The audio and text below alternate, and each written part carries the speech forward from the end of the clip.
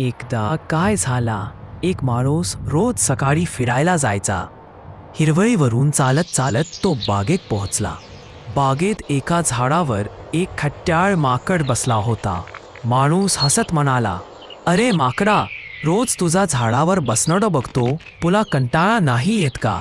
माकड लगेच म्हणाला, "अरे मला काय कंटाळा, मी झाडावर उड्या मारतो, फळं खातो, पाखरांशी गप्पा मारतो. तू तर दिवसभर धावतोस, काम पैसा चिंता, तुला कंटाळा येत नाही का?" माणूस थोडा विचार करून म्हणाला, "खरंय रे माकडा, मी रोज धावपळीत असतो, पण तुझ्यासारखं हसून खेळून जगायला विसरून जातो." माकड हसत म्हणाला, "मग आजपासून थोडा थांब, झाडाखाली बस, निसर्गाशी बोल. आयुष्य फक्त धावण्यासाठी नाही, जगण्यासाठी आहे." ते ऐकून माणूस झाडाखाली शांत बसला. पक्ष्यांची किलबिल, वाऱ्याची सळसळ ऐकली आणि त्याला कळलं, खरं सुख हे साध्या गोष्टींमध्ये असतं.